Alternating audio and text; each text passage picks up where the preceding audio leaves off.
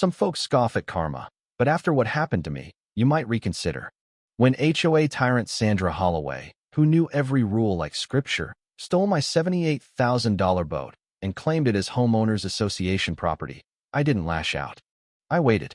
Just 48 hours later, an FBI tactical team stormed her house, and her empire of petty power crumbled.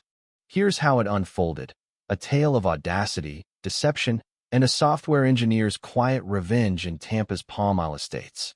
I'm Marcus Thorne, a 38-year-old coder working remotely for a Silicon Valley tech firm. 3 years ago, post-divorce, I craved a reset and bought a lakefront home in this gated community. 3 bedrooms, a sprawling yard, and a private dock for the 24-foot Sea Ray I'd always dreamed of owning. The gleaming white vessel with navy trim cost $78,000, a hefty slice of my savings, but worth every cent for weekend escapes, fishing, or just drifting with a beer and a book under Florida's relentless sun. For a month, life was paradise. Weekdays, I coded in my home office. Weekends, I cruised the lake. Neighbors, mostly retirees and professionals, seemed friendly. I thought I'd found my haven. Then came the sharp rap on my door one Saturday morning. Introducing Sandra Holloway, the 54-year-old HOA president, a woman locals had dubbed the commandant. A widowed real estate agent, she lived 3 houses down with her yapping Maltese. Her perfectly coiffed blonde bob, designer sunglasses perched atop her head, an ever-present clipboard gave her an air of calculated menace. Her welcome visit quickly devolved into a lecture. My mailbox, apparently, was bright white, not the approved eggshell, per Section 6.3 of the Covenants, Conditions and Restrictions. "I'll email you a violation notice," she said, her smile as cold as her eyes, before clicking away in her heels. I stood there, coffee mug in hand, stunned by her nerve, unaware this was merely the opening shot in a protracted war. Violation notices followed like clockwork. Grass 2.1 inches tall. Limit was 2. Garbage bin visible on a non-pickup day. Window trim needing a repaint. An unauthorized bird feeder. Exhausted, I complied with each petty demand, hoping she'd eventually tire of her game. I even invited her for coffee, a misguided attempt to find common ground. That was a mistake.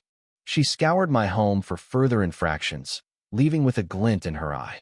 Communities like Palm Isle Estates keep their value because people follow the rules, Mr. Thorne, she said, pausing at my door. Some newcomers think they can do whatever they please. That's not how it works. Be a team player. Her threat was clear: obey or suffer. I tried to brush it off, focusing on my boat and settling in. I bonded with my neighbor, Frank Donovan, a retired cop in his 60s. Frank, tanned from years of fishing, was Sandra's opposite: relaxed, helpful, genuinely kind. "She's been a bully since her husband passed 5 years ago," he said over beers on his dock. "Don't let her get to you." Things escalated at the HOA's monthly meeting, held in the community center, a dated, beige building that reeked of stale coffee and mothballs. Curious, I attended, finding a tense room filled with resigned-looking residents. Sandra, flanked by her loyal sycophants, proposed a new rule: no boats docked at private residences for over 24 hours. It was clearly targeted at me, the only new boat owner on the lake. I stood, my voice shaky but firm, citing the covenant's guarantee of dock rights. "I bought this home for the dock," I said. "This rule nullifies what we paid for, and the community marina lacks available slips." Frank backed me, warning of eroded property rights. Despite Sandra's flush of anger, her proposal lost, 7-6. Her smile faltered, but as the meeting ended, I overheard her whisper to Linda Bellwether, the nervous HOA secretary, "We'll handle this differently." Her malice chilled me to the bone. The next morning, my boat was gone. Expecting its gleaming white hull at my dock, I found only empty water, the mooring rope swaying forlornly. Panic hit. I scoured the lake, finding no trace. I'd secured it meticulously. Drift was impossible. I called the police, pacing my yard as Officer Ramirez arrived, a calm, professional woman in her mid-30s. As she took my report, Sandra strode up, waving a folder. "No crime here, officer." The boat was impounded for violating HOA guidelines. She handed Officer Ramirez a notice, claiming an emergency meeting had passed Regulation 42B, banning boats over 20 feet at private docks, with the HOA authorized to seize violations. "It's at the community marina," she smirked. Officer Ramirez, frowning, said, "This appears to be a civil matter, sir. You'll need to resolve it with the HOA or a lawyer." Along with Sandra, I demanded answers. The vote had failed. She admitted, with chilling nonchalance, to falsifying old meeting minutes, bypassing notification rules with her clique. "Your boat's community property now, Mr. Thorne," she gloated. "For our board retreat. Sue me. But with my 30 years in real estate law, it'll be gone before you ever get to court." Her casual confession of fraud stunned me. She sauntered off, leaving me furious but fiercely determined. Frank, outraged, promised to tap into his old law enforcement contacts. I drove to the marina, spotting my Sea Ray immediately. Sandra was there, flaunting it to other board members, caressing its hull like a war trophy. I nearly confronted her then and there, but Linda, the timid secretary, whispered to me, "She targets new people who don't comply. I don't agree with any of this, but I need this job. My husband's unemployed." Fearful, she fled. Sandra's pattern was clear: rule through intimidation. I needed a smarter fight. A misdelivered IRS letter to Sandra, questioning $200,000 in unreported deposits, sparked my plan. I photocopied it, resealed it, and delivered it properly, my suspicions of financial misconduct now fueling her aggression.